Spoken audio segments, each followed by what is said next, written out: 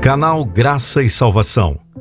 Se você ainda não for inscrito em nosso canal, inscreva-se, ative as notificações. Nós temos o irmão e também pastor adventista, o pastor Ângelo Gabriel. Pastor Ângelo Gabriel da Silva é bacharel em teologia, pós-graduado e tem mestrado pelo SALT, campus da Bahia. Estava vendo aqui na sua biografia o título da sua dissertação de mestrado, muito interessante: Interpretações alternativas para as 7 trombetas e o selamento de Apocalipse, capítulo 9, verso 4, à luz das interpretações da Igreja Adventista do Sétimo Dia, na busca por uma compreensão mais adequada. Muito interessante. O pastor Ângelo está cursando, no momento, doutorado pelo SAL, campus de Engenheiro Coelho, isso, São Paulo, e também está cursando o seu PhD pelo South African Theological Seminary, da África do Sul. O pastor Ângelo é casado com a irmã Kátia e tem 2 filhos, o pastor Eleazar, que nós conhecemos, eu conheço, e também o Wesley, que creio está cursando também teologia, não é isso, pastor Ângelo? Exatamente. Okay. Então é isso. E como já foi mencionado, não é exatamente um debate, será um diálogo teológico. Isso é muito importante, porque dialogar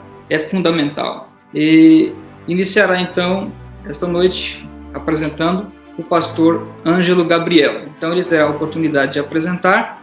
Durante a apresentação teremos algumas pequenas interrupções, alguma participação. Então é isso. Creio que de momento nós temos já uma boa apresentação. E quero então agora neste momento dar as boas-vindas. Boa noite, pastor Ângelo. Boa noite, meu amigo Edberg. É uma alegria estar com você. Boa noite aos queridos internautas que estão nos assistindo pelo canal Graça e Salvação. É uma alegria poder estarmos juntos neste momento e com esse objetivo, que eu creio ser um objetivo nobre, buscar o conhecimento para todos nós crescermos em sabedoria e graça diante de Deus dos homens. Então é isso, vamos partir com o tema. Todos preparados? Então, o pastor Ângelo inicia e vamos assistir a sua apresentação.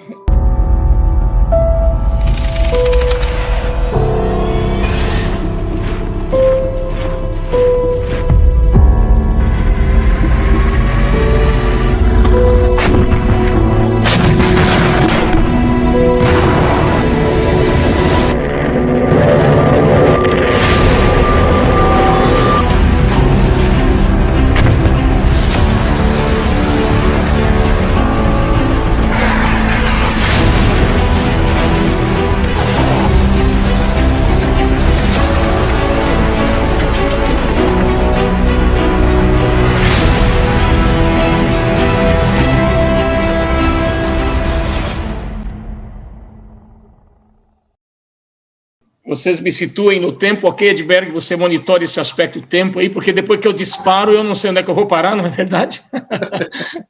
Ok, vou compartilhar aqui a minha tela. Deixa-me fazê-lo e para a gente poder, então, ter a oportunidade.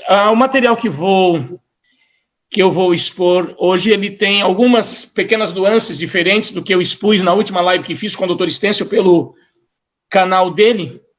Adicionamos algumas coisas, então eu procurei incluir alguma coisa a mais aqui que possa ser útil na compreensão do tema, ok? Bom, eu tinha ficado essa parte, parece-me com o Edberg, mas se você...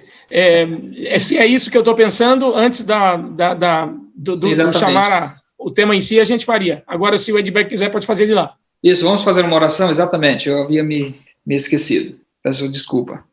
Então, façamos uma oração. Pai nosso que está no céu, te agradecemos pela misericórdia e a bondade que o Senhor tem manifestado em nossas vidas. Agradecemos pela compreensão que temos da tua palavra, que é a base e a firmeza da nossa fé. Te pedimos neste momento que esteja conosco, que este momento de diálogo seja um momento de aprendizado mútuo, que possamos ter as nossas mentes abertas para podermos compreender as questões, de modo que possamos concluir este momento de diálogo com a certeza de que aprendemos mais e que estamos mais preparados para viver uma vida cristã mais próxima de Cristo, que é o nosso grande Salvador. Pedimos que perdoe os nossos pecados, que esteja com todos os que estão participando e com aqueles que virão ainda assistir posteriormente. Em nome de Jesus, oramos. Amém. Amém. Ok, queridos irmãos, então o nosso objetivo aqui é traçar a origem do movimento de reforma desde a perspectiva adventista da história, ok? A princípio, eu gostaria de repetir aquilo que já disse em uma outra live, a minha impressão acerca dos irmãos reformistas. Indivíduos, eu não falo aqui da instituição, mas pessoas com quem eu convivi, pessoas que eu conheço, pessoas que eu amo, ok? São pessoas muito sinceras, pessoas estudiosas. Eu já cheguei a passar noites inteiras estudando a Bíblia com irmãos reformistas, né? São pessoas interessadas em saber a verdade, pessoas que buscam viver aquilo que conhecem, e são pessoas que, por suas fortes convicções e ensinos recebidos, eles acreditam piamente que a Igreja Adventista do Sétimo Dia apostatou durante a Primeira Guerra Mundial, quando nossos irmãos alemães, Ludwig Richard Conrad, Schubert, Pedro Inhaus, Deil, e fizeram uma documentação e entregaram ao governo ali na Alemanha, liberando os nossos jovens para ir para o fronte de batalha. Existe uma série de coisas em torno disso que eu não vou poder abrir aqui, porque senão se prolonga muito, não é? Mas é importante que os nossos irmãos que nos assistem saibam. Isto não foi uma questão da Alemanha. A Igreja Adventista sempre teve seus membros no exército, sempre. Ela se organizou em 63, em 64. Já tinha jovens adventistas no exército. Aliás, não sei se vocês se lembram, mas Ellen White tem uma visão acerca da guerra, da secessão americana, e ela diz assim: nesta sala estão pais que perderão seus filhos nesta guerra. Ora, se ela profetizava que os filhos daqueles irmãos iam morrer na guerra e eram adventistas, o que ela estava dizendo com isso? Ela estava admitindo que esses jovens iriam para o fronte de batalha, seriam convocados, ainda que contra a sua vontade, ok? Então, estas pessoas deixaram a Igreja Adventista em 1915, tendo como base, na perspectiva dos adventistas, e de pelo menos umas 5 ou 6 fontes, incluindo fontes não adventistas, com base em visões de certos indivíduos e cujas razões foram alimentadas por esses documentos feitos pelos líderes adventistas alemães ao Ministério da Guerra. Eles então fundaram o movimento em 1915, na primavera daquele ano, e esse movimento se dividiu em diversos outros, sendo a maior das divisões ocorrida em 1951, quando nasceu então a SMIR e a IASD-MR. Quer dizer, 2 movimentos aí agora, há uma bifurcação, e um vai para uma direção e outro vai para outra direção, ok? Não entramos, repito, no mérito de quem teria sido a original, mas na nossa concepção, a SMIR seria a original pela quantidade de documentos que temos que conduz nesta direção, ok? Não temos nenhuma razão para defender aqui a Sociedade Missionária Internacional como a original, porque não cremos que ela está correta nas suas premissas, mas a questão da sua origem, temos diversos documentos que nos conduzem a crer assim. Destes 2 movimentos, já foram gerados no mundo cerca de 120 outros, né? E os nossos irmãos reformistas são pessoas às quais, na nossa concepção como adventistas, não foram dados conhecer toda a verdade sobre a sua origem. E agora vamos, então, ao histórico dos chamados movimentos de reforma. Como e quando surgiu, então, o primeiro dos 120 movimentos de reforma, dentre os quais destacam-se a Sociedade Missionária Internacional, com sede em Siddhartha, atualmente, né? E a Igreja Adventista do Sétimo Dia, movimento de reforma com sede em Roanoke, também Estados Unidos. Bom, o quando, nesse caso, determina muita coisa. Na ocasião em que se reuniram, em 1920, os líderes da Igreja Adventista do Sétimo Dia, a Conferência Geral na pessoa do pastor Daniel, seu secretário e outros, e os líderes do movimento que havia nascido em 1915 e caminhado já por 5 anos, já estavam bastante organizados, já tinha um nome, já tinha uma Conferência Geral, não é? Então, esses 2 grupos se encontram em 1920, em julho daquele ano. De um lado estava Edmund Dessler e Heinrich Spanknebel defendendo o grupo do movimento de reforma, e do outro estava Arthur Grovesnow Daniels. Bem, vejamos a fala inicial de Daniels e von Dessler. No final da tarde da quinta-feira, dia 22/7 de 1920, houve um seguinte diálogo entre os 2 presidentes, né, da Igreja Adventista e do movimento de reforma. Daniels pergunta: quando teve início a sua organização? Edmund Dessler responde: em 1915. O protocolo de Friedensau está lá, essa citação, página 23 ou 26, e ainda vai depender, se você tiver o original alemão, deverá ser outra página ainda, ou algum outro que eu tenho por aqui mais. Tem umas 4 ou 5 versões, paginação diferente. Richter, que foi um dos mais proeminentes fundadores do movimento de reforma, diz que, na verdade, O movimento se originou na primavera daquele ano de 1915, ok? Eu gostaria de abrir um parêntese aqui, antes de entrar no âmago deste quando, né? Com relação às reclamações feitas pelos irmãos, trazidas ao presidente do movimento da Igreja Adventista, pastor Daniels, pelos senhores Edmund Wessler e Heinrich Spanknebel. Quando eles dizem, olha, esses documentos aqui foram apresentados e queremos saber qual é a opinião de vocês. A Conferência Geral pensa o que disso? Resposta do pastor Daniels, registrada no protocolo de Friedenthal. Eu gostaria de dizer que quando recebemos na América do Norte a declaração do irmão Dale, não nos pareceu correta, e isso lamentamos. Eu gostaria de dizer a vocês, dizer-vos, aos irmãos do Movimento de Reforma, o que têm dito os nossos homens mais fortes e melhores. Não teríamos feito uma declaração destas, uma declaração tal, não a teríamos feito circular, né, com referência aos escritos do irmão Schubert ao Ministério da Guerra. Foi dito, no escrito se encontravam expressões que deploramos, e cremos que se ele houvesse tido um tempo para pensar sobre este assunto e houvesse tido tempo para conversar com os irmãos, ele haveria redigido isso de outra forma, diz Daniels. E prossegue. Quanto ao irmão Dale, frequentemente ele me tem dito, irmão Daniels, eu quisera não haver publicado meu documento. Ele estava arrependido, triste por ter feito uma coisa errada. Ele é um homem cristão, diz o pastor Daniels, e prossegue aí fazendo mais alguns comentários, que somos humanos, falíveis, podemos errar. E afirma ainda que a obra continuava no caminho original dela, né? Isso o presidente da Conferência Geral. E ele continua. Portanto, dizemos, avancemos. Isso aqui agora é um apelo, já no final da reunião, um apelo do pastor Daniels, está na página 30 do protocolo, ele diz, portanto, dizemos, avancemos unidos. As últimas palavras que o irmão Spicer me falou na América são estas. O irmão verá os irmãos da Alemanha. Então os faça voltar, faça uma reconciliação, se for possível. No entanto, ele apoia firmemente essa igreja. E, embora admita que os irmãos da divisão alemã tenham cometido erros técnicos, quer dizer, faltas no manejo dos nossos princípios, creio, entretanto, firmemente que os irmãos da facção opositora, representados por Wessler e Heinrich, cometeram faltas fundamentais. Por quê? Porque eles começaram a atacar agora a igreja, chamá-la de Babilônia, de prostituta do Apocalipse e de outros epítetos diferentes. Né? Então, quer dizer, faltas contra os fundamentos da verdade. Mas essa circunstância lançaria por terra todo o assunto, embora estivessem com a razão. Veja, o pastor Daniels diz, eles estavam certos no que se refere aos problemas na prática. Eles erraram no outro aspecto. E é para estes erros que o pastor Daniels vai dizer, estáis errados. No quesito documentação, os errados eram os irmãos alemães, tanto que foram punidos. Em 1918, a divisão europeia foi dissolvida, e só anos depois ela foi refeita.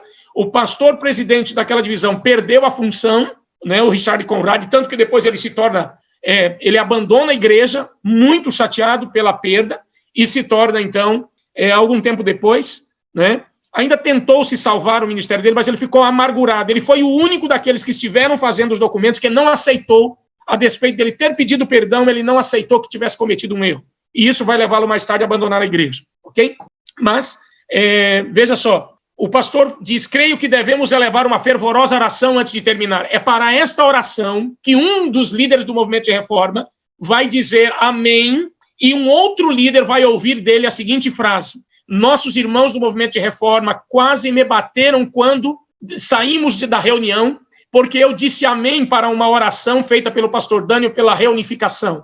Ou seja, ele diz, não havia interesse em se reunificar novamente. Não havia interesse. Os irmãos, lamentavelmente, Wessler, Otto Welp, Spanknebel e outros, não tinham mais interesse numa reunificação. Eles gostariam de continuar. O que eles queriam era que o pastor Daniels entregasse a liderança da Conferência Geral para eles, porque, na sua concepção, eles eram os homens para conduzir a igreja a partir de então.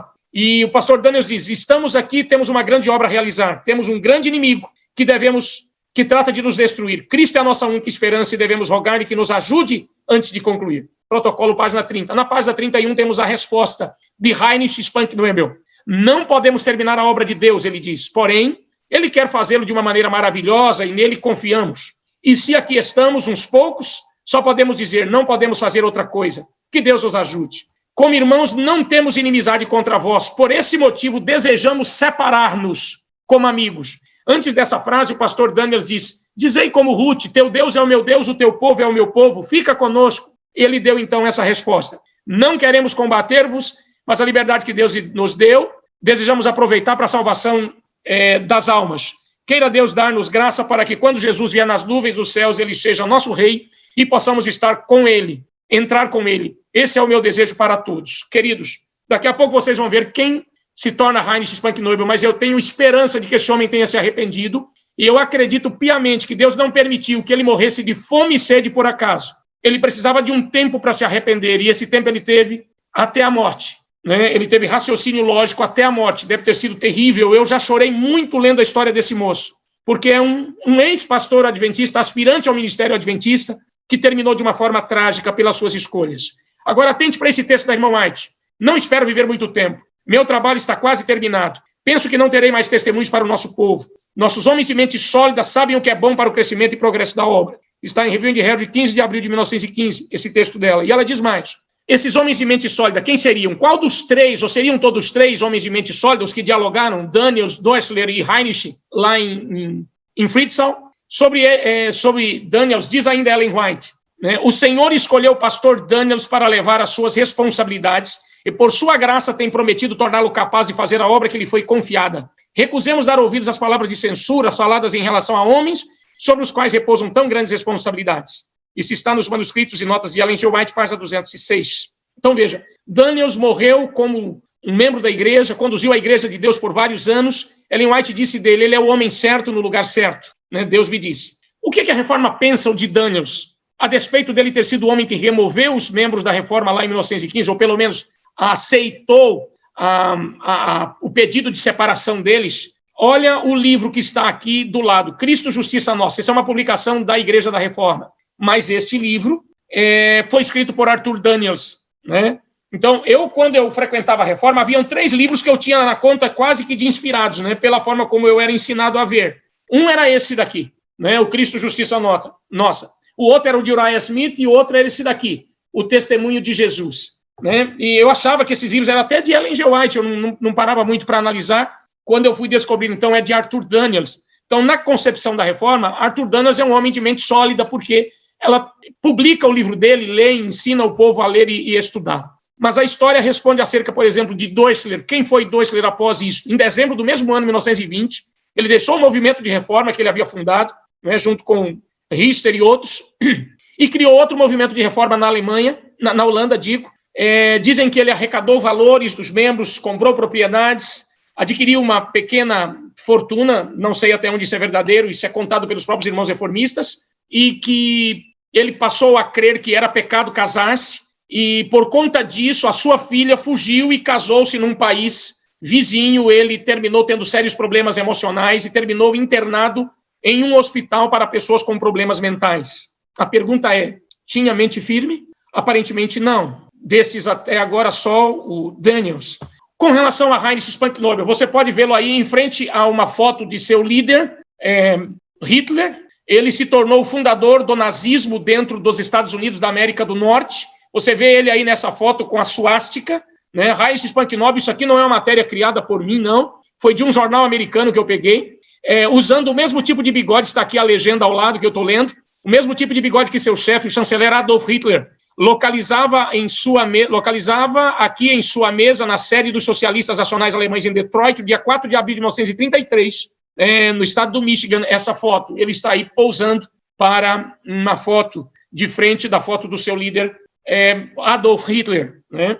Existem pelo menos uns 30 livros escritos sobre isso. Nos Estados Unidos, vocês podem procurar e vocês encontrarão. Bom, como foi que ele finalizou? Aí está. Esse foi o campo de concentração, que quando ele voltou, eu não vou tratar dessa história aqui, quando ele volta dos Estados Unidos para a Alemanha, ele vai cuidar de um campo de concentração, depois ele montar uma fábrica lá de couros e artigos, utensílios, ele é escalado para cuidar de um campo de concentração no qual morrem milhares de pessoas. De 1945 a 1948, o Comitê da Nação Soviética para os Assuntos Internos, o NKVD, invadiu esse campo de concentração, prendeu 21.800 pessoas, incluindo a administração alemã do mesmo. O campo passou a pertencer à zona de ocupação soviética. Pelo menos 6.700 desses 21.800 pessoas morreram no campo de concentração de Mumberg. Entre eles estava o administrador do campo chamado Heinz Spankneubel. Bom, aí está uma foto com o símbolo do comunismo, não o símbolo do nazismo, ok? Aí está aquela mesma foto num jornal aqui comentando acerca dele como líder, né? O campo, e a foto ao lado do mesmo campo de concentração. Seu irmão Charles Noble e seu sobrinho John Noble, ambos cidadãos americanos, também estavam no campo de concentração de Mumberg, mas eles foram libertados. Já em 22 de outubro de 1946, Heinz von Knobel foi transferido do campo de Mumberg para o campo operacional soviético de Dresden, devolvido para lá em 15 de junho de 1946 e morreu no dia 10 de março de 1947 de distorofia do 3º grau, ou seja, ele morreu de fome, ok?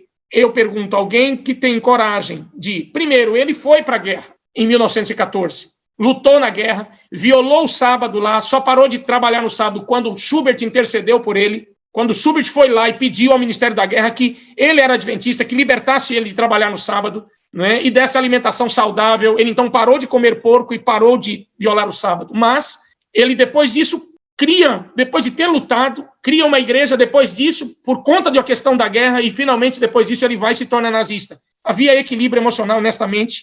Eu acredito que não. Eu tenho esperança de abraçá-lo um dia. Eu creio que nesses dias ele teve tempo para se arrepender, e eu espero muito fazê-lo.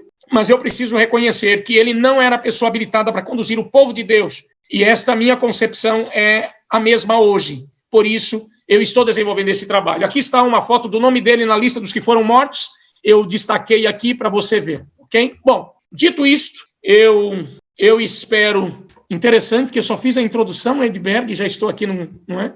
Eu não sei se ainda tem alguns minutos para a quebra do primeiro bloco, mas eu vou avançar um pouquinho mais aí e te passo, então, a palavra já, Edberg. Pois bem, voltando, então, ao quando a guerra iniciou-se em 1914, passaram-se os meses de agosto, setembro, outubro, novembro e dezembro, nada aconteceu durante esses 5 meses, mas, de acordo com Richard Ruling, Seher, outros autores, eu tenho pelo menos 5 ou 6 autores, incluindo não adventistas, que esse movimento de reforma começou do início de janeiro de 1915 e surgiu sob uma perspectiva completamente diferente, ou seja, a visão que algumas pessoas alegavam ter recebido naquele ano sobre o fim do tempo da graça. No dia 21 de janeiro de 1915, Wick havia recebido uma visão. 2 membros dizem, Richard Ruling. Quem é Richard Ruling? É o autor do Protocolo de Friedenthal, celebrado, respeitado e amado pelos irmãos do movimento de reforma. A minha concepção é, se Richard Ruling não merece crédito na carta que ele fez a Dmitry Nikolic, ele não escreveu isso aqui para qualquer pessoa, ele escreveu isso diretamente para Dmitry Nikolic, dizendo, olha, a história verdadeira que você não conhece é esta, que eu vou narrar para você porque eu estava lá, e eu sei quem foram as pessoas. Então, sobre o Wick, ele diz, 2 membros leigos conhecidos meus, Johann Wick e Sukta, foram, como muitos dos nossos irmãos, membros recrutados para o exército alemão e mandados a Berlim para treino básico. Aí, esses 2 homens recusaram deixar-se vacinar e foram mandados para a prisão militar por 7 dias. Como eu já disse, numa outra ocasião, são 14 dias dito por outras fontes, não é?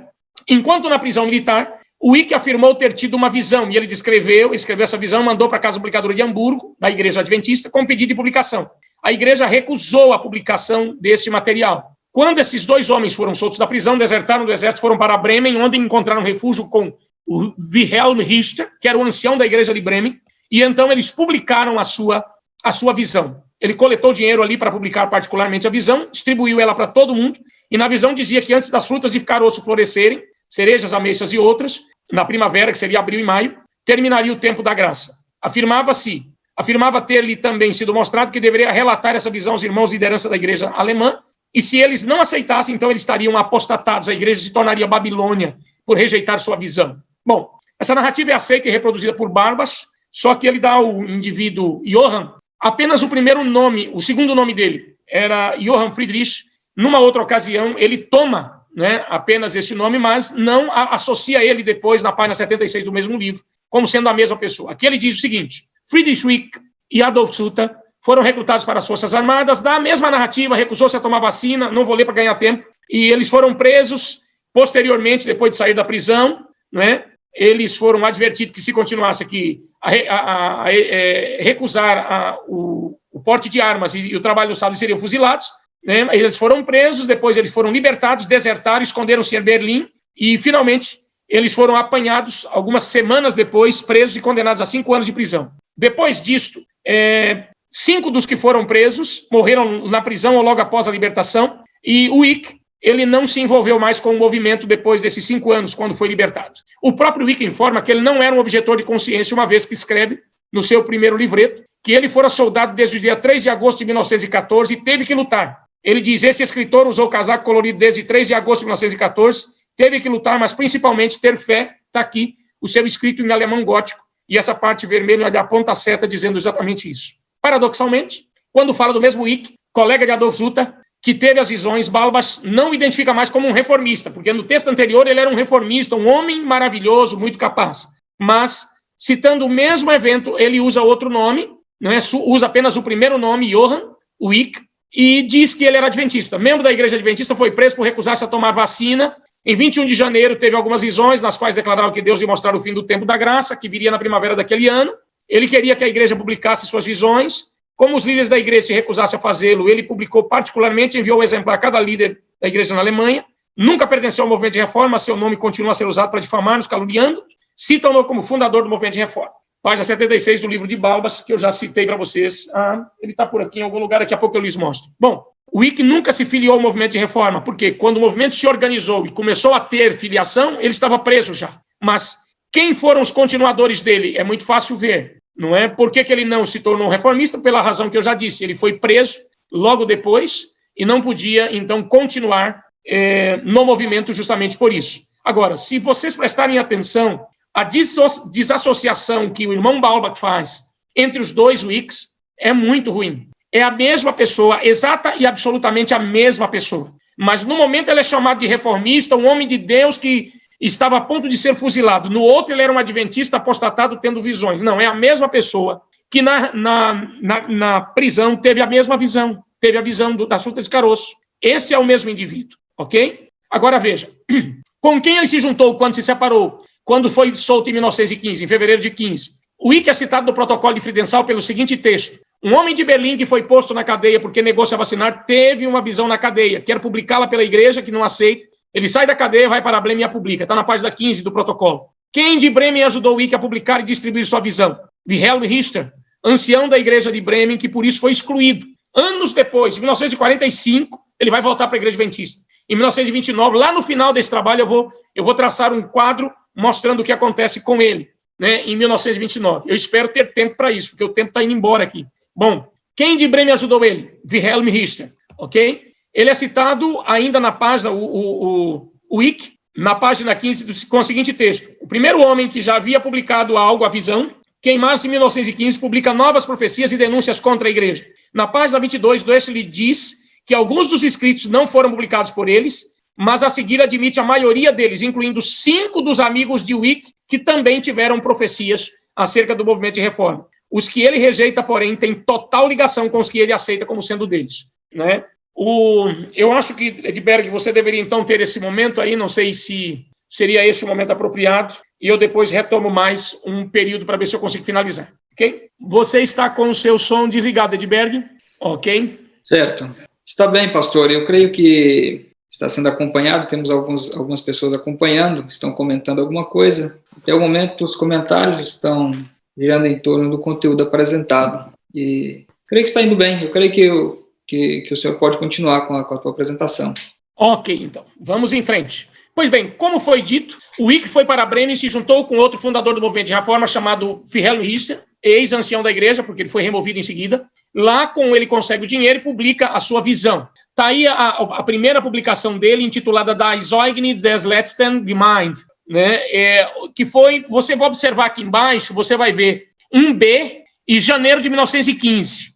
Lá embaixo, no final, você vê novamente outro B, início de fevereiro de 1915. B aqui significa Berlim, B embaixo significa Bremen. Ele queria dissuadir a polícia, queria disfarçar o local onde ele se encontrava, queria que a polícia acreditasse que ele estava ainda em Berlim, porque ele era foragido, ele desertara. A propósito, a igreja nunca orientou a deserção. A orientação da igreja é: vá diante da autoridade e diga o que você crê, e assuma o peso da sua fé. Você não tem que ir para o fronte de batalha, mas você precisa dizer quem é você, não é? Isso vale uma coisa para a gente pensar. Eram jovens de 20 e poucos anos de idade, que eram recrutados contra a sua vontade, arrancados do seio do seu lar, de perto da sua família, recém-casados muitas vezes, e levados para o fronte de batalha contra a sua vontade. E esses homens eram terrivelmente maltratados. Enquanto isso, se você procurasse pelos líderes da instituição, eles estavam longe, eles não estavam aí, ok? Especialmente no que diz respeito à Segunda Guerra Mundial. Você procurando a história poderá entender isso lá. Não vou entrar nisso aqui porque abre muito o leque e não dá para a gente avançar, ok? Pois bem, aí o que acontece? Em março de 1915 ele publica outra obra chamada Paz e Verdade Presente à Luz da Bíblia. Na página 8 ele diz que o tempo da graça vai terminar no final da primavera. Na 12 ele diz que o mundo já estava maduro desde 1912. Na 14 que os adventistas líderes se desviaram dos 10 mandamentos. Na 16 que por causa da apostasia a Silva Herôdia não cairia mais na igreja adventista. A esta altura, março de 1915, Richter está agindo em Bremen e dando apoio ao Wick em Kiev, porque ele passou um período em Kiev, e Adolf Kruth em Berlim, o qual já tem consigo 2 ex-pastores aspirantes adventistas que foram excluídos do ministério, por alguma razão, Samuel Lester e Karl Rosfeld. Karl Rosfeld é o homem que ouve Peter Balbierer, a seguinte história: lá na hora da reunião eu disse amém e os irmãos quase me bateram depois, porque não tinham interesse na reunificação. E ele escreve isso num folheto dele, intitulado Os Irreconciliáveis. Eu tenho esse folheto aqui em algum lugar, né, e desejo posteriormente, aqui está, esse folheto, Os Irreconciliáveis. Nesse material, Karl Rosfeld diz claramente que os irmãos eram implacáveis, irreconciliáveis, porque já havia havido arrependimento por parte dos que erraram com relação à guerra, pediram perdão, retiraram os documentos, pediram perdão diante de 200 pessoas, e mesmo assim os irmãos não queriam a reconciliação. Por isso ele abandonou o movimento, depois de ter participado da sua fundação, e voltou para a Igreja Adventista em 1923. Pois bem, Wilhelm Richter foi retirado da liderança da Igreja de Bremen, né, por se juntar ao Wick, e eles foram removidos. Eles então se juntam e vão para Hessen-Krei, onde se torna o quartel-general da Reforma. Hoje, cerca de 80% da igreja ali adere às ideias deles e são removidos, cerca de 40 membros, sendo impossibilitados de retornar posteriormente. A igreja alemã fez um documento respondendo ao Wick, num folheto chamado Para Esclarecimento, isso em abril de 1915. No mês seguinte, os irmãos do movimento de reforma chamam a Igreja Adventista de Babilônia pela primeira vez em uma publicação aberta, né, claramente para todo mundo. Essa postura de que a Igreja Adventista é Babilônia vai permanecer no movimento de reforma por todo o tempo. Inclusive, na década de 70, existe um documento feito em que claramente fala disso. O nome do livreto, escrito por um irmão do movimento de reforma, que eu tenho aqui no meu arquivo, claramente diz que a Igreja Adventista do Dia é Babilônia, ok? Na década de 70. Esse documento existe. O nome do documento, em alemão, é Babilônia, Laodiceia ou... tem outro nomezinho, Babilônia, Laodiceia, Igreja Remanescente, uma coisa assim. Pois bem, o irmão Richter publica em setembro de 1915 um folheto intitulado Protesto, que é esse que você vê na tela. Nesse folheto, ele protesta contra a Igreja Adventista. Em 1919, a revista Warte der Wahrheit publica no número especial, número 1, especial, a imagem da Igreja da Reforma e da Igreja Adventista. A Igreja Adventista é assentada na besta, uma mulher assentada na besta, portanto, a Babilônia de Apocalipse 17, e a mulher vestida do sol é a Igreja da Reforma, ok? Pois bem, o movimento vai seguir essa linha por praticamente todo o tempo. O Wick, que dá início ao movimento de reforma, não se torna membro dele, como eu já disse, porque ele vai preso. Em maio de 1915, suas profecias não se cumprem, ele fica claramente exposto como um falso profeta, mas ele estava sendo preso e condenado a 5 anos de prisão. Quando ele sai, ele não tem mais interesse no movimento. O recém-nascido movimento de reforma teria morrido aí, mas ele sobrevive por quê? 2 fatores. A entrega dos documentos pelos irmãos alemães, ok? Ao Ministério da Guerra, e outros falsos profetas que surgem dando continuidade ao trabalho de Wick. Veja que alguns exemplos dessas falsas vozes proféticas que deram continuidade ao movimento de reforma foram, por assim dizer, líderes periodicamente do movimento de reforma. Aí está um deles, o irmão Ewald Ernst, de Zurich. Em abril de 1915, ele escreve este folheto, O Alto Clamor, a Última Igreja. Olha a data de publicação. Na página 23 do Protocolo de Fredental, os irmãos do movimento de reforma reconhecem que esse era um dos membros deles, ok? E no livreto dele tem falsas profecias. O próprio Ernst escreveu em seu Alto Clamor para que as pessoas lessem os livros de Wick, a visão de Wick. Na noite de 17 e 18 de abril, recebi a tarefa de escrever as seguintes passagens da Bíblia na parede, com uma voz poderosa. Meu filho humano, eu coloquei como guarda de Israel. Vamos agora observar o que o guardião de Israel diz. Mesmo em outros lugares, por exemplo, na Alemanha, ele estava em Zurique, ele diz, na Alemanha a chuva serôdia começou a cair, por favor, leia e verifique os 2 folhetos dos irmãos da Alemanha. Ele estava se referindo ao folheto de Wick. Então, ele e outros escritores, Stubb, Richter, Penner, né, mas eram os que haviam escrito sobre essa questão da chuva serôdia. Sob a influência destas chamadas chuva serôdia, Wick anunciou o fim do tempo da graça para a época da floração das frutas de caroço, diz um outro livreto chamado Der Landschreiben, que seria aqui uma espécie de carta circular, né, sobre o alto clamor. Isso seria no outono de 1915. Eles estavam tão ligados por defenderem as mesmas coisas, que, ao recomendar o que um recomendando o que o outro escrevia, que a Igreja Central, a Associação Central Alemã, em 20 de julho escreveu um documento incluindo uma circular na qual refutava ao mesmo tempo Hermes, Wick, Stubb, o Richter e Penner, todos num só documento, que é o documento que você vê aí, carta circular da Central Alemã, ok? Sobre estes que estavam dando alto clamor. Ewald Hermes, o último chamado de advertência, essa é uma revista que ele vai produzir por bom tempo, não é? Após várias edições dessa revista, se desentendeu com o movimento de reforma, foi excluído do movimento, foi para Berlim, onde fundou um movimento próprio dele, chamado Propagação das Escrituras para a Missão Interna, o último chamado de advertência. Quando esse número de 1919 apareceu, Hermes tinha renunciado à liderança do grupo provisoriamente devido a uma doença dos nervos. Heinz e Margabumi assumiram a liderança do movimento. Ele publicou mais 7 folhetos, que mais tarde os reformistas vão identificar como tendo sido ditados pelo demônio, né, um espírito maligno. Contudo, isto só ocorreu depois de 1916, porque em 1916 o movimento de reforma publicou a obra de Ewald Hermes, o último chamado de advertência, Protocolo de Fredenção, página 25, mostra isso. Ou seja, ele estava na formação do movimento já em 1915, publicou sua primeira obra, publicou outras 7, cheias de visões, algumas das quais, como o Alto Clamor e o último chamado de advertência. E o movimento de reforma reconhece como tidos publicados por eles, né, obra deles, membro deles. Né, está na Protocolo de Fredenção, páginas 23 e 25. Por isso que eu digo, amado irmão, querido irmão adventista que me vê, querido irmão reformista, Protocolo de Fredenção está disponível na internet. Verifica, amado, sem paixão, analisa, porque você vai perceber, à luz do que estou dizendo, que todos esses são fatos ali. Peter Barbierer, um outro falso profeta, ele profetiza que a volta de Jesus aconteceria em 1918. Não vou entrar no mérito, está aqui nesse documento que ele escreveu, e eu tenho uma aqui no meu arquivo. Esse outro documento, escrito também, a última mensagem de graça ao mundo caído, publicado anonimamente, em 1915. Traz no final da página 4 a informação. Sociedade Internacional de Tratados de Hamburgo falava contra a guerra, contra o Ministério da Guerra, fazia profecias contra a Turquia, contra a Alemanha, e jogava como sendo publicado pela Igreja Adventista. Qual era o objetivo? Lançar perseguição contra a Igreja.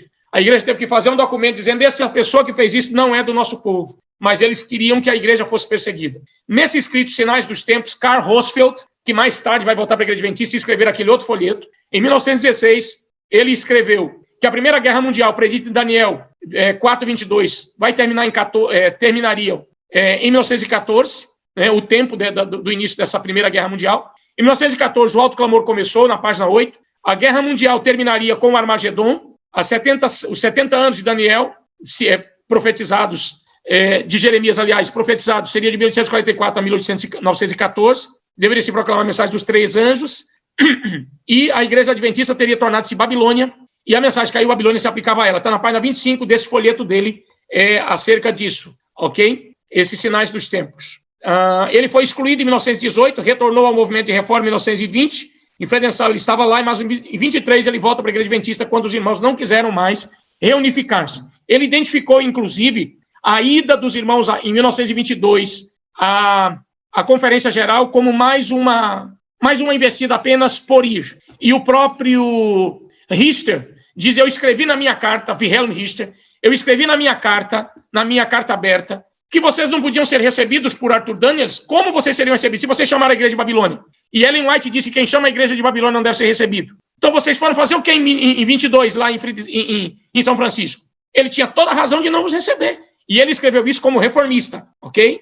Porque ele fez um documento em 1930, quando deixou o movimento de reforma e fundou um outro, que vocês vão ver já já. Os diversos movimentos de reforma Os diversos falsos profetas continuadores de Wicca são citados por Baalbach. Eu vou pular essa parte aqui. Se alguém tiver interesse, eu posso escrever isso depois e mandar, mas existem vários. Hermes, Frates, Kersin, Jex, Fortsex, Schamberg, que é citado também no protocolo, e Bach. São citados por Barbachas no seu livro, página 80. Na página 197, ele diz que os poderes das trevas enviaram para eles falsos reformadores, que eram Hermes, olha só, Stenzel, Langstedt, Frates, Fischer, Bach, Tenberg, Beck, Hein, Gesonberg, Portseck, Schamberg e outros. Mas o erro foi desmascarado e a verdade triunfou. Cartas de Schubert à senhora Haug, em 7 de maio de 1923, ele diz: a razão pela qual a antiga igreja, com sua liderança, lutou contra o fanatismo dos apóstolos deve-se ao início espírita desse movimento. Ele está falando de Hermes e Wicca. Tanto no profeta Wicca no norte, quanto Hermes ao sul, provaram ser falsos profetas. E ele avança, denunciando ele aí. Balbierer anunciou a vinda de Cristo para 1918. Seus falsos profetas anunciaram que as pragas cairiam em 1915. Essa carta temos aqui também, em que eles denunciam estas falsas profecias feitas por esses indivíduos.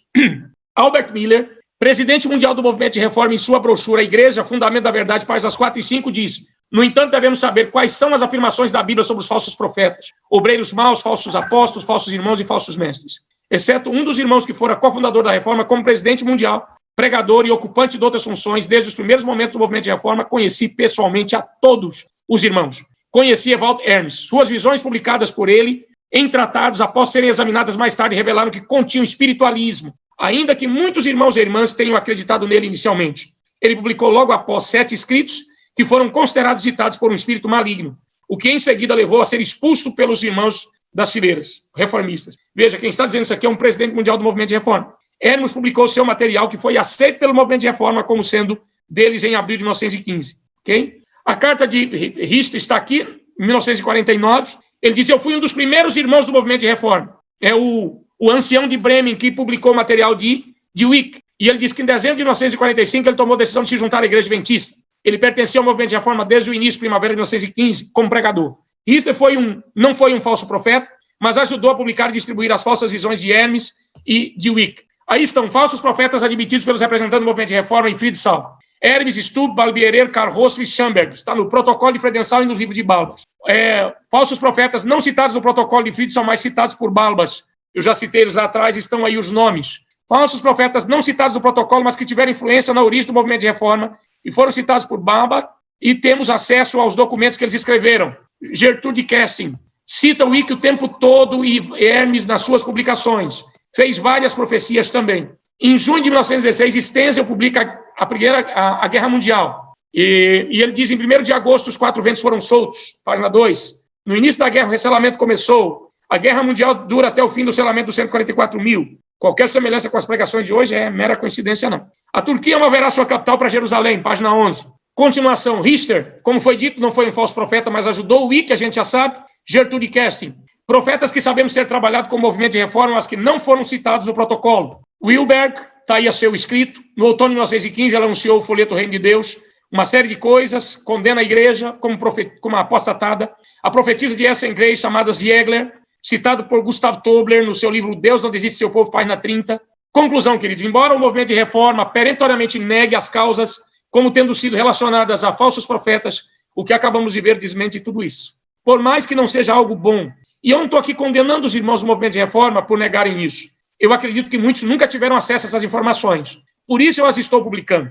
Os visionários estavam entre os próprios fundadores do movimento, entre aqueles que criaram, que deram razão. O Wicca não fundamentou no sentido de documentar e registrar o movimento depois, mas ele foi a base do movimento de reforma. Se ele não tivesse iniciado também, o movimento não teria tido origem, ok? Agora eu quero dar aqui uma rápida descrição dos eventos e divisões do movimento de reforma. Em fevereiro de 1915, o Johann Friedrich Wicca cria o movimento de reforma. Tem as visões. Em 1915 ainda, em agosto, primeira conferência na sede de Welmerkirchen, em Essen-Prey. Em novembro de 15, segunda conferência em Gelsenkirchen, pregadores, igrejas, revistas, já tinham tudo isso, ok? E em 1916, acontece o nascimento de um movimento que vai dividir em 1920 o movimento de reforma, que é a grande primeira divisão deles, né, além da do nosso irmão Dweschler. Esse é o movimento dos tabernáculos, que vai explodir em 1920, mas em 1916,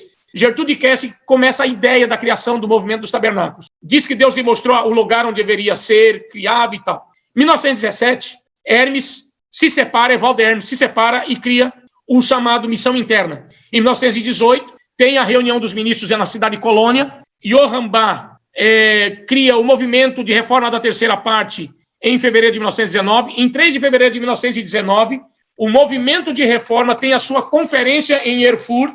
Aqui está o documento desta conferência, aqui está ele, o original, ok? Esse documento aqui é o documento original e aqui está a sua tradução feita por nós, ok?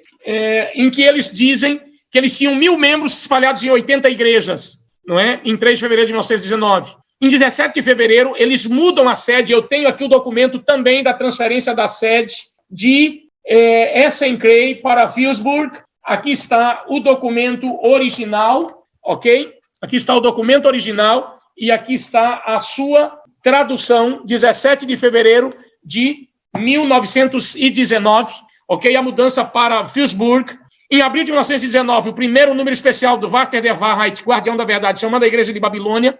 Em 1919, em maio, Stenzel separa-se do movimento de reforma e funda a Missão dos Voluntários de Sião. Veja que ele vai se despedaçando. Em julho de 1919, a Sociedade Missionária Internacional dos Adventistas do Sétimo Dia, estabelecido sobre a antiga plataforma de 1844. É usado pela primeira vez esse nome, porque antes era só Sociedade de Tratados dos Adventistas, ok? Mas esse nome terá que mudar também. Em 27 de setembro de 1919, a Conferência de Magdeburg. Em novembro de 1919, acontece a confecção dos primeiros princípios de fé, que você vê a foto dele aqui do lado. Isso é a foto da capa do primeiro princípio de fé que eu tenho completo aqui comigo, ok? Criado em 1919. No final de 1919, a reunião da Conferência Geral do Movimento de Reforma acontece provisória numa cidade suíça. Em 23 de dezembro de 1919, registra-se a União Alemã das Associações. Essa União Alemã, ela vai ser a sede da Conferência Geral, porque ela se registra e depois ela permanece como órgão que vai colocar debaixo do seu guarda-chuva a Conferência Geral. Por quê? Porque a Conferência Geral não pôde se inscrever, se registrar, porque não tinha um prédio, só a União Alemã. Então decidiu-se que a Conferência Geral iria trabalhar debaixo do guarda-chuva da União Alemã. Schamberg se separa em 1920 e funda um próprio movimento dele. Kowalewski também funda as publicações Der Huberst no início de 1920. Na primavera de 20, a primeira escola missionária Ramah é construída em Würzburg pelo movimento. De 21 a 23 acontecem as negociações de Fritzau. No final de 1920, Stubb se separa também. Edmund Wesley se separa em dezembro de 1920 e funda a Sociedade Missionária Internacional, estabelecida na antiga plataforma de 1844, na Holanda, já separado do movimento original. Karl Pai, porque tem o Júnior. Esse senhor foi ordenado na reunião do dia 3 de janeiro de 1919, ok? E ele já se separa do movimento em meados de 1921 também. Otto Lucas de Naubungsseil separa-se no meio do ano de 1921. Em setembro de 1921, a designação Movimento de Reforma é usada pela primeira vez. Chama-se Movimento de Reforma 1921 pela primeira vez, em setembro, ok? O campo suíço se separa em outono de 1921, ok? A Conferência de Würzburg acontece, e nessa conferência, o campo da Suíça todinho se separa do Movimento de Reforma. F. Weser separa-se do Movimento de Reforma em 1921. Golitzer, no final de 1921, funda a Igreja Cristã. Peter Barbier também se separa com a sua nova obra de publicações Missão, Luz e Justiça, no final de 1921. E em 1922, no início de 1922, a publicadora de Bíblia de Leipzig, o Quinto Agente Lutador, é um novo movimento separado do Movimento de Reforma, dentre eles. Em maio de 1922, a delegação reformista vai à Conferência Geral da Igreja Adventista em São Francisco. No meio daquele ano, os reformistas se reúnem em Frankfurt, não é? E para tratar de outras coisas, né? E Poulengy se separa do movimento no meio do ano de 1922 e cria a Organização Livre dos Adventistas. John Fack, em meados de 1922, se separa do movimento, mas nesse ano a Igreja da Reforma vai criar uma outra escola chamada Ramah, lá em Würzburg. Em 1922 ainda, o movimento de reforma dos outros adventistas do Sétimo Dia Unidos é fundado por H. Rose, ok? No final desse ano. Karl Rosfield volta para a Igreja Adventista no outono de 23. Val Schmidt separa o campo norte alemão completo do movimento de reforma em meados de 24, na Conferência Reformista de Bebra. Está, o livro Everkungen do Reformation vai analisar a Conferência de 22 e a recepção pelos adventistas. Ele é publicado nesse ano de 24. Gerreit, no final de 1924, se separa do movimento também. De 14 a 20 de julho de 25, acontece a primeira conferência geral e confecciona-se o segundo princípios de fé do movimento de reforma. Em 1926, a sede é transferida para Eisenhagen. Heinz Funknobel deixa o movimento de reforma nesse mesmo ano, em 1926, um que fora fundador, né, o que dialogou com a igreja lá. Em 1928, os reformistas têm 4.000 membros, incluindo 1.250 deles na Alemanha. Wilhelm Hist, em 1929, separa-se e cria o movimento de reforma Missão do Advento, um dos fundadores fundamentais, junto com, veja que o Rosso já tinha deixado lá atrás.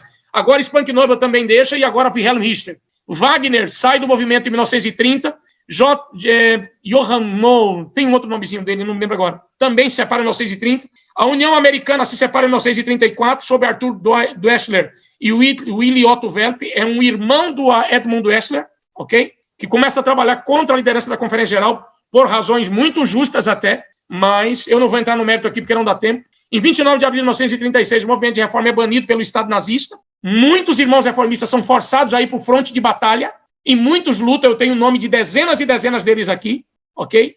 Inclusive alguns que se tornaram líderes do movimento. Tem um deles que tinha a suástica tatuada no seu corpo e foi presidente do movimento, ok?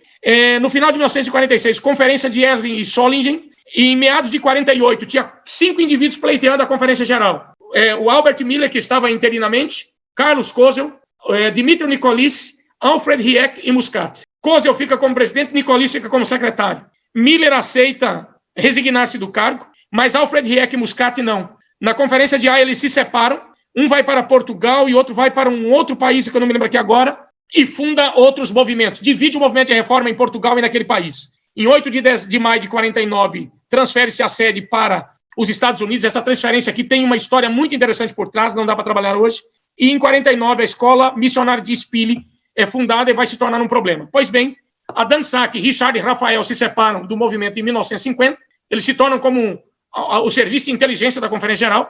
De 7 de maio a 20 de 1951, a reunião da Conferência Geral em Zeist, em Holanda. Eles tinham 6.500 membros.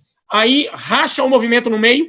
2.900 deles ficaram com a Igreja Adventista Sétimo Dia Movimento de Reforma, Sacramento, em Roanoke, e 3.200 ficaram com a Sociedade Missionária Internacional dos Adventistas Sétimo Dia Movimento de Reforma, com sede em Spille, transferida posteriormente para Mosbach e posteriormente para Sidarton, nos Estados Unidos. Ok? Muito do que nós narramos aqui você pode encontrar em vários documentos, mas eu queria deixar com você aqui esse livreto, não é? Esse livro que nós acabamos de traduzir, de Rüdiger Teubart, Histórico dos 100 anos da União Alemã. Você pode encontrar no Amazon, entrando lá, um e-book você baixa e tem muitas fontes históricas aí, como você nunca vai encontrar em outros lugares. Tenho dito sobre esse assunto, eu acho que ultrapassei um pouquinho o tempo, mas eu não tinha como. Quem ia falar primeiro era o meu amigo Peter, mas aí é o problema que houve, e agora eu passo a palavra para o meu amigo Peter, para que ele possa fazer, então, a exposição dele. Berg, muito obrigado, querido. Obrigado aos queridos internautas por nos acompanharem até aqui. Permaneçam conosco para ouvir o querido amigo Marcos. Eu vou tirar aqui agora a minha...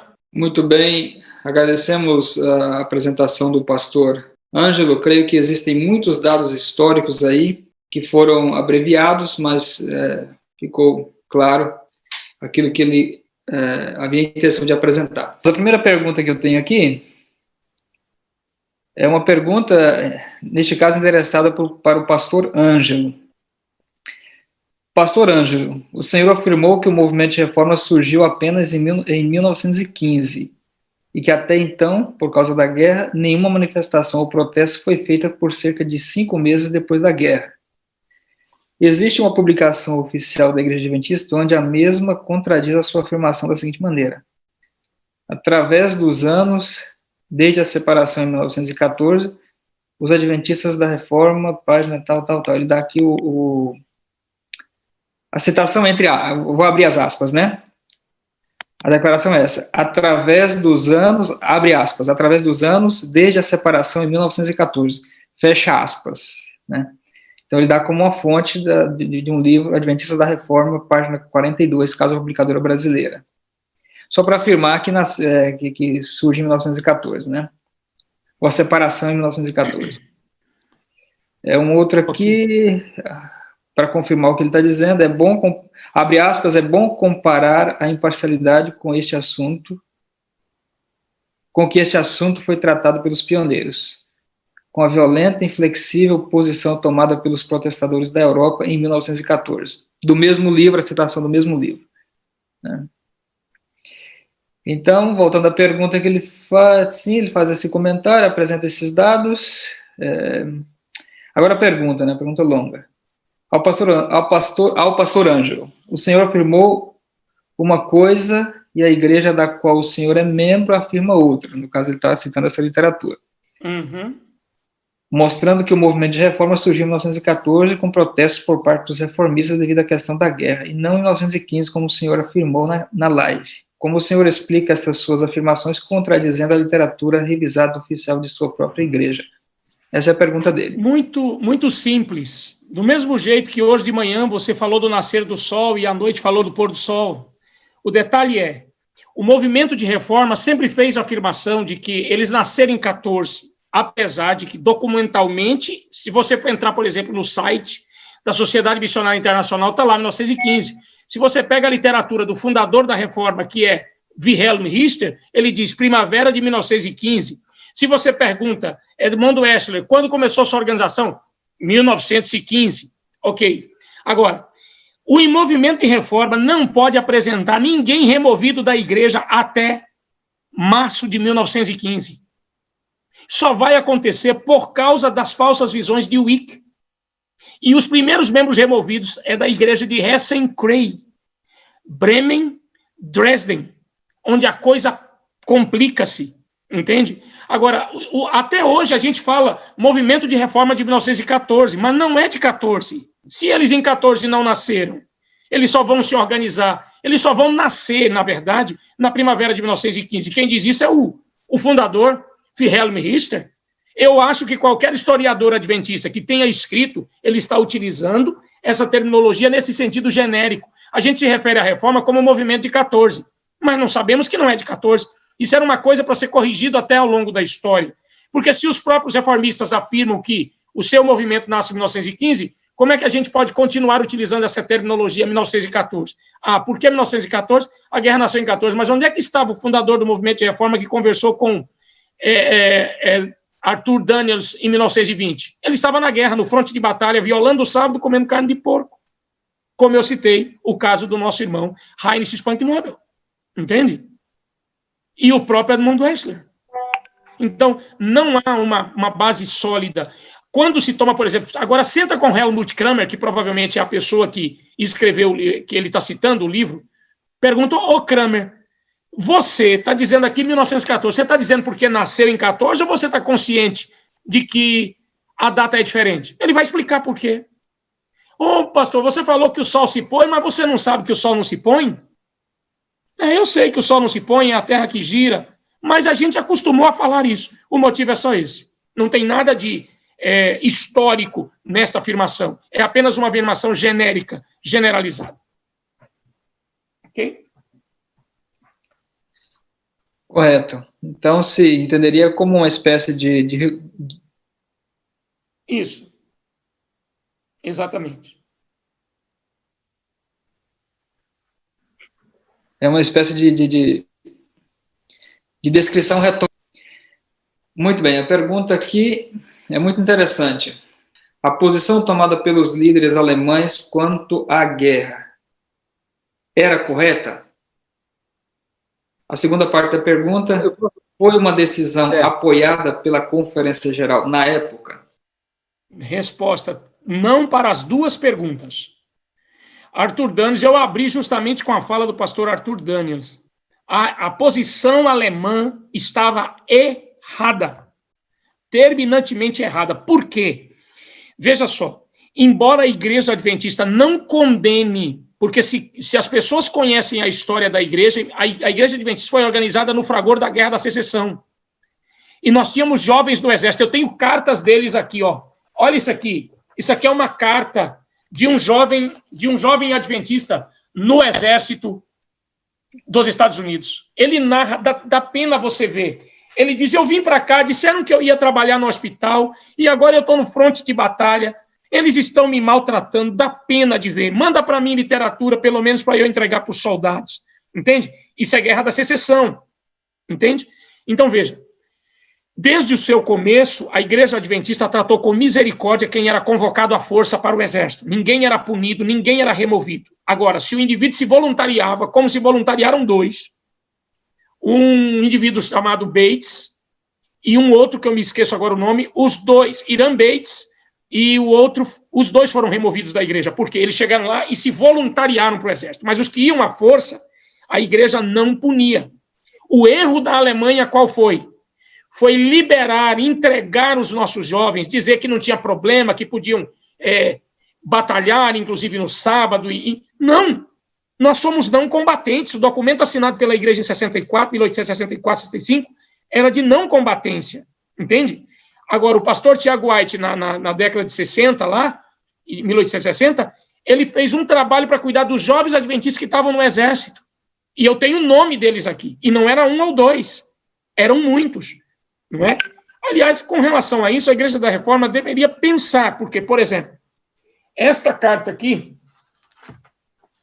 esta carta de Richard Rafael, que posteriormente passou para o movimento da União Americana, ele diz que o nosso irmão Nicolice, aos irmãos do Balkan, ele faz a seguinte denúncia, está aqui na página 9, eu vou pegar a página 9 e eu vou ler, que é melhor do que eu falar. Olha o que está aqui na página 9 desse documento, escrito em alemão. Ele diz assim, a conferência número 2, a conferência geral número 2, ele está citando aqui o grupo de Nicolice, e ele cita, irmãos Hartmann, Nicolice, Frons, etc., estão agora circulando e querem fazer os irmãos acreditarem que essa divisão, a chamada Conferência Geral 2, veio a existir porque o outro lado, o irmão Kozel e Miller, tentaram mudar os princípios antigos. Ao fazê-lo, agem como se fossem guardiães designados dos velhos princípios. Mas, como é realmente sua adesão aos princípios? Aqui está um exemplo. Dos Balcãs chega-nos a notícia de que os irmãos do movimento de reforma estão agora vestindo seus uniformes e prestando serviço militar. Por causa de sua grande pressão militar, na questão militar, o irmão Nicolice deu-lhes o seguinte conselho, que prestem o serviço, mas com a restrição de que, quando eles forem à guerra, não atirem nas pessoas. Carta de Richard Rafael, número 9. Então, veja, e 1 ano e meio depois que a própria reforma se organizou, existem documentos mostrando que ela não puniu mais os seus membros. Nós temos dezenas de nomes de reformistas no Exército, que não foram punidos. E eles estão corretos, sabe por quê? Por exemplo, nós temos dois nomes muito interessantes. O nome de Gustav Psirrenbel, de uma igreja alemã, que foi martirizado por sua fé, por se recusar a pegar em armas e lutar no sábado. Ele foi morto, fuzilado. Okay? Isso na década de 40, na Segunda Guerra Mundial. Mas o que aconteceu? Na mesma igreja, um outro jovem chamado Rudesh foi para o fronte de batalha, lutou e voltou. A igreja não removeu ele. E eu não tenho nenhuma acusação para fazer a este moço reformista. Ele é meu irmão em Cristo e eu espero vê-lo nos céus. Do mesmo jeito que eu tenho, pelo que jovem que morreu, uma tremenda admiração. O outro que não teve o dom do martírio, eu posso condená-lo? Se eu estivesse no lugar desse menino, 20 e poucos anos, parece que ele tinha 21 anos de idade, o Rudesh, e ir por fronte de batalha contra a sua vontade, tirado da casa da mamãe, onde ele tinha tudo para ir para o frio, para a chuva, para o gelo, para o sofrimento, e eu ainda condenar esse menino? Não, é meu irmão em Cristo. E eu não tenho nenhuma palavra de condenação para ele. Tenho louvor para o Psirrenbel, mas eu tenho respeito pelo Rudesh, porque foi para o fronte de batalha, lutou, sobreviveu e voltou para casa, ainda que fosse contra a vontade dele. Eu vou condenar esse moço e dizer para ele, você tem duas opções. Ou você não vai para o fronte de batalha e se deixa fuzilar, ou nós te removemos da igreja e tu vais para o inferno. Para qual inferno você quer ir? O fronte de batalha ou o fogo do inferno que a igreja vai te mandar? Não posso fazer isso com ele. Meu irmão em Cristo, espero um dia abraçá-lo nos céus. Eu gostaria de dizer algo mais com relação a isso. Vejam só, lamentavelmente, se descobriu muitos anos depois, e quem dá esse anúncio é o ex-presidente da Conferência Geral Reformista, o Albert Miller. Ele diz, eu lamento muito ter descoberto muitos anos depois que Richard Conrad inventou uma mentira para dar a entender que a Conferência Geral havia apoiado ele. Essa informação só chegou a mim muitos anos depois.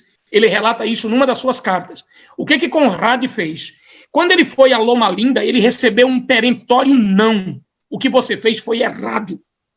E os irmãos ficaram chateados porque ele fez isso. Eu mostro isso numa resposta que eu dei ao irmão Tarsis, inclusive quem tiver interesse de ver a outra live que eu fiz do site do Pastor Stencil, no YouTube do Pastor Stencil, entre lá e você vai encontrar nas perguntas e respostas, o irmão Tarsis comenta isso, o irmão da Reforma, e eu mostro lá como a igreja tratou tudo isso. Em 1915, inclusive, ele vai a Loma Linda e a igreja dá um peremptório não para o que ele fez. Mas o que acontece? Ele volta para a Alemanha e publica lá. Não, os irmãos disseram que a gente agiu corretamente aqui e que a gente desse liberdade para cada um fazer o que bem quiser entender. Aí se foi procurar esse voto da Conferência Geral, que ele disse que existia, nunca existiu. Lamentavelmente, ele foi indigno. Richard Conrad foi indigno ao traçar esse tipo de informação que a Conferência Geral não apoiou ele. Entende? Não existe esses votos na Conferência Geral. Qualquer pessoa pode procurar lá e vai encontrar que não foi tomada uma posição de dizer isso a ele, não. Ele passou essa informação para a revista e ela era falsa. E foi com base nessa informação que os irmãos do movimento de reforma reagiram de forma tão dura, entende? E pelo contrário, a igreja exigiu uma retratação dele, ele teve que fazer na frente de 200 pessoas. Se o segundo que afirma está correto, no final da conferência, quando haviam 500 outros, 300 mais, ou seja, 500 indivíduos no total, ele pediu perdão novamente, assinou um documento em 1922 dizendo aquilo que nós dissemos, da retirada dos documentos, do erro que nós cometemos, já em Fredensal nós reafirmamos aqui e assinaram o documento, entende? Eu tenho esse documento assinado por eles, afirmando que eles haviam cometido um erro. Mas o Conrad assinou o documento por força da lei, mas ele não se dobrou emocionalmente. Por isso que ele deixou a igreja mais tarde. Entende? Certo. Então, está bem. Eu creio que ficou bem claro aí nas respostas. Tem uma outra pergunta aqui. Dos dados apresentados no protocolo, creio que foram citados pelo pastor Ângelo no início, deve se referir a isso daí. Dos dados apresentados no protocolo, podemos entender que o movimento de reforma queria uma unificação em 1920? Olha, o protocolo em si, ele só mostra o que aconteceu, as falas que teve. Para mim, o documento mais forte é o documento do reformista Karl Rosfeld, chamado Os Irreconciliáveis, onde ele narra que o Peter Barbierer fez uma oração, na oração que o pastor Daniels fez, está aqui nesse documento, ó, esse documento aqui, ok? O nosso amigo Karl Rosfeld, ele diz que quando o pastor Daniels fez uma oração pela unificação do movimento, pela unidade, pela reconciliação, ninguém disse amém, ninguém. Apenas Peter Barbierer, que não era um delegado oficial. E o Peter confessou para o Karl Rosfeld depois que ele quase apanha por ter dado esse amém. Ou seja, o que isso está dizendo para nós? Não havia interesse em reunificação. Entende? Quando você lê o protocolo de Friedensal, a fala do nosso irmão Heinz Funknobel no final, queremos nos separar como amigos? Mas se como amigo, por que não fica?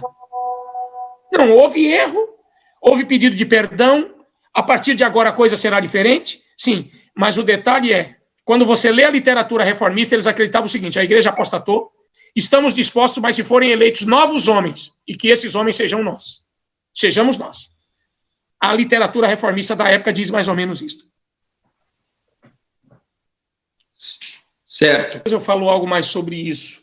O nosso irmão Wilhelm Richter, que deixa o movimento de reforma e funda seu próprio movimento em 1929, escreve uma carta posteriormente, em que ele faz, na verdade ele escreve duas cartas abertas, uma em 1930, em que ele faz uma séria acusação ao movimento com relação ao serviço militar, e outra em 1949, e ele tem mais dois adendos à carta de 49. Em 1950 ele faz mais dois adendos a ela.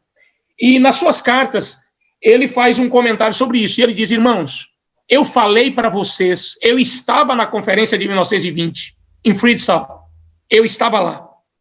E eu disse para vocês que nós erramos em chamar a Igreja Adventista de Babilônia.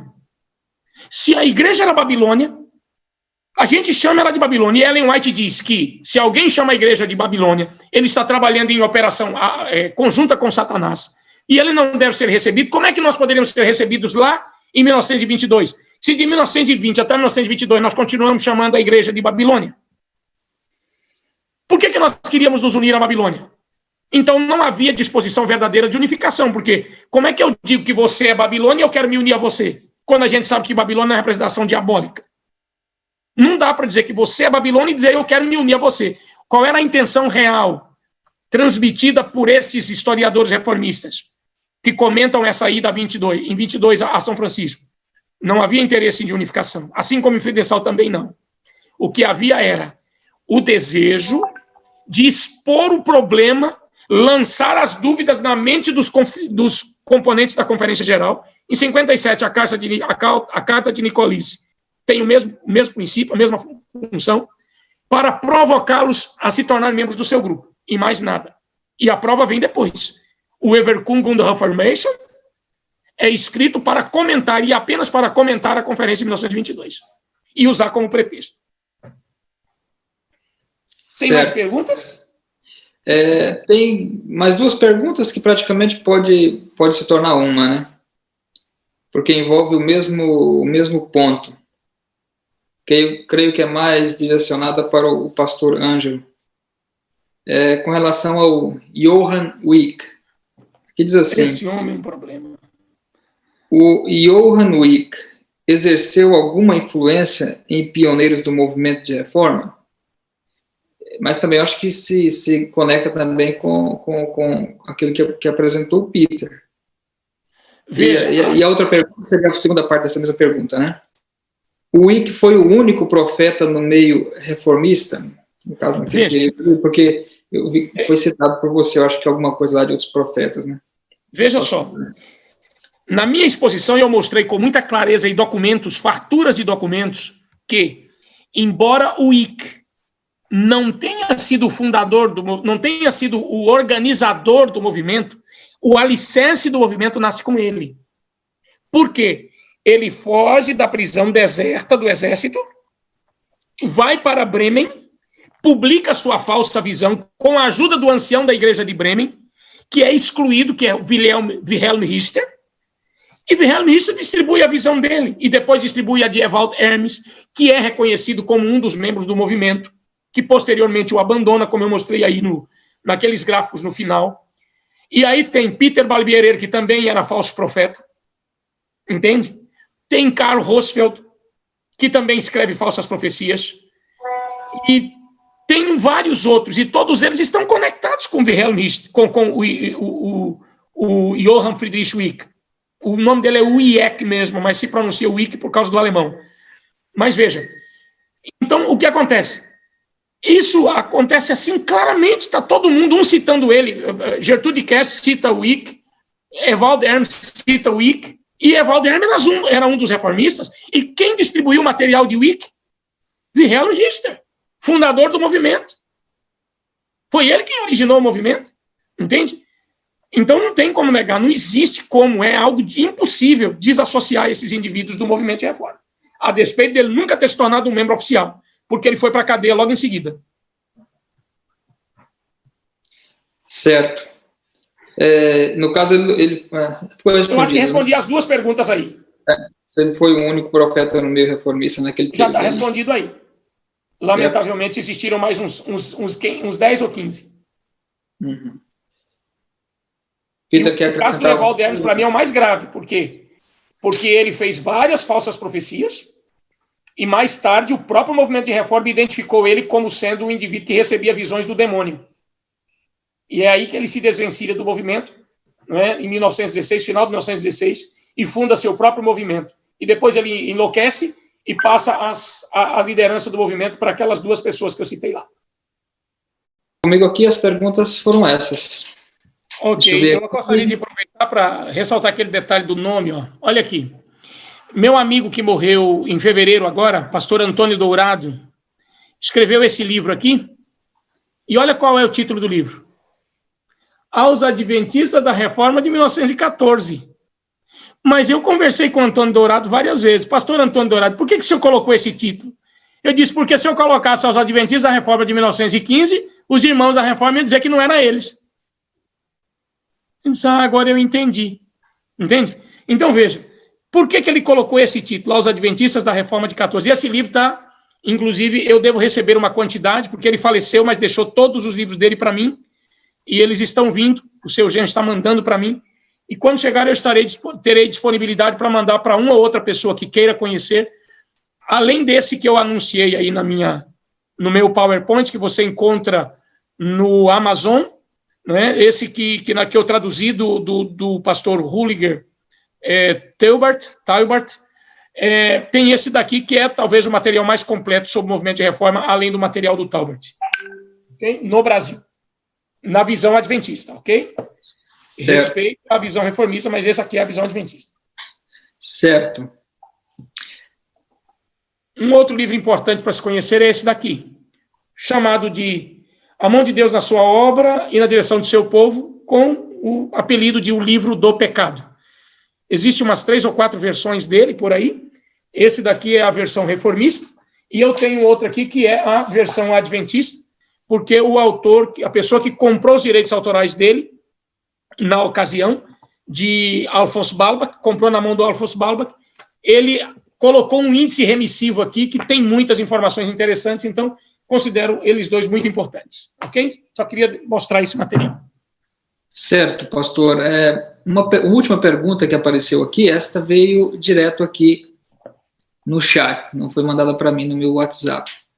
É endereçada exatamente a você. Quero ouvir a resposta do pastor Ângelo. Gostaria de saber qual a posição da Igreja Adventista sobre os seus membros irem para a guerra hoje. A mesma de 1864. E a participação militar hoje. A mesma de 1864. Eu estou fazendo um levantamento, porque, veja só, a Igreja da Reforma apresenta 23 mártires, entre prisioneiros e mortos. Destes mortos, 7 foram mortos por causa da questão do serviço militar. 7, somente 7. Pelos quais eu tenho profundo respeito e carinho. Ok? Esses 7 mártires jovens dedicados. Os demais foram mortos pelas mesmas razões que adventistas foram. Eu tive a oportunidade de conhecer uma senhora que viu a família inteira ser enterrada viva. Ela tinha traumas terríveis, ela só contou uma vez, e ao contar ela desmaiava. Ela contou isso para nós uma vez quando eu estudava teologia no IAM. Ela viu a família toda ser morta num campo de concentração. Ela casou-se num campo de concentração. Entende? Ela era adventista. Então foram muitas pessoas assim. Adventistas e não adventistas, reformistas também, Testemunho de Jeová e outros tantos. Então, os outros 16 estão no mesmo patamar dos adventistas. Agora, você vai encontrar, por exemplo, na Inglaterra, essa foto que o irmão Peter mostrou é de todos os adventistas, ali não tinha nenhum reformista. Aqueles jovens que aparecem na foto que o Kaiser mostra, aqueles jovens são ingleses, eu tenho todos os nomes deles aqui. E está chegando para mim uma lista. Na Inglaterra foram convocados 130 jovens para o fronte de batalha. 129 disseram, nós não vamos matar e não vamos violar o sábado. Foram presos todos 129. Um deles resolveu ir. Seu nome, Nichols.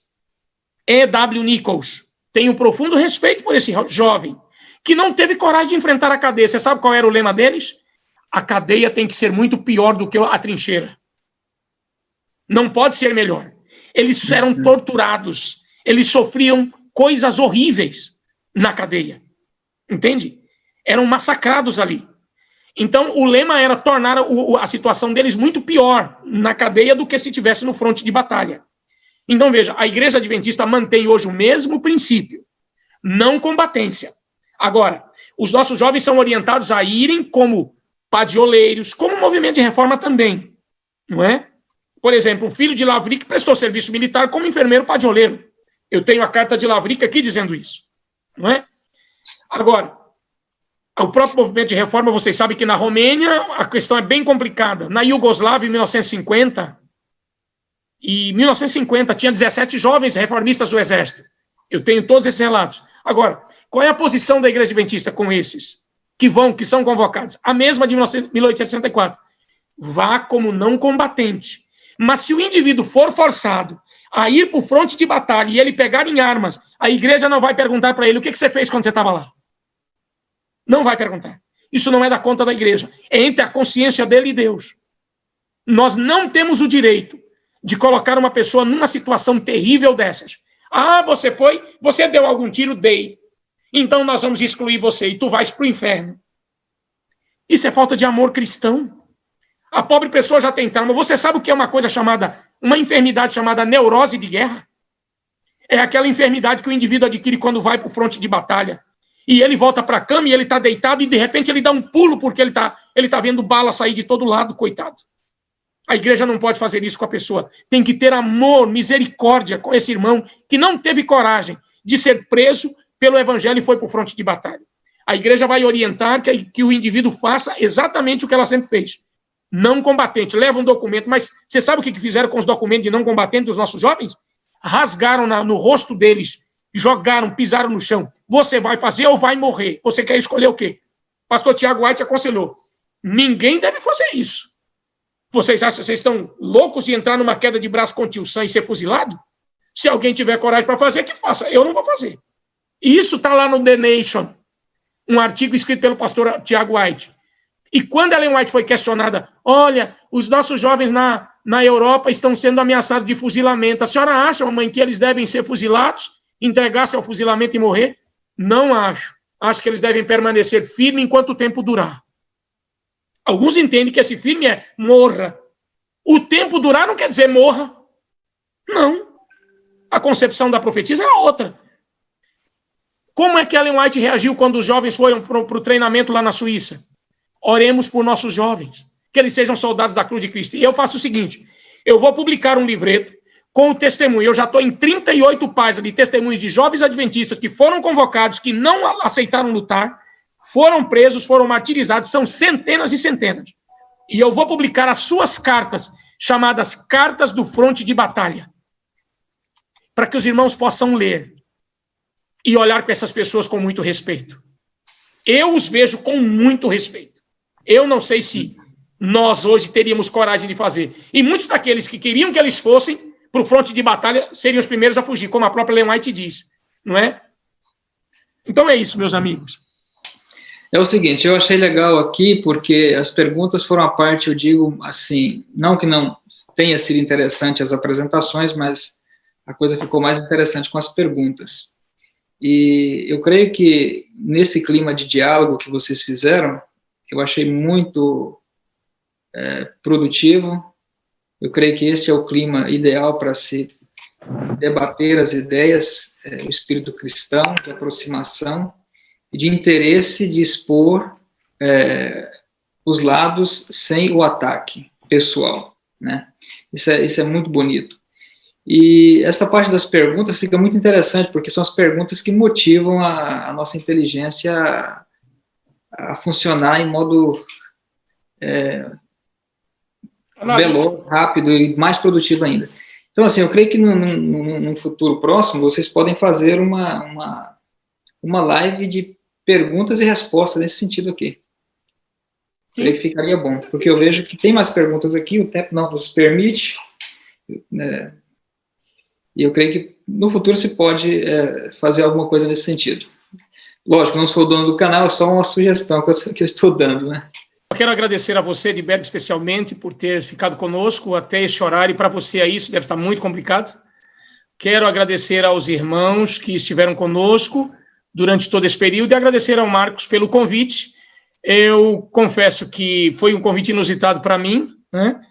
Eu não imaginava receber o convite dele, mas eu pensei, olha, para ser justo, uma vez que eu falei lá e era essa justamente a reivindicação dele, pastor, eu gostaria de mostrar o outro lado. Eu disse, bom, não é um problema, então combinamos e deu certo para hoje. Eu pedi autorização ao meu campo, nós temos uma hierarquia, fui autorizado e então fiz, porque a gente tem o trabalho no distrito e é justamente isso. Vindo futuramente um convite, eu vou submetê-lo aos meus superiores, e tendo autorização, eu farei com prazer. Ok? Muito obrigado a todos que nos acompanharam, a Marcos e também a Edbeck. Um abraço a todos, agradecemos pela participação e eu agradeço pelo convite. Um abraço. Que Deus lhe abençoe hoje e sempre. Graça, paz e maranata. O Senhor logo vem. Graça e salvação, compartilhando a esperança da volta do Senhor Jesus. Até o próximo vídeo.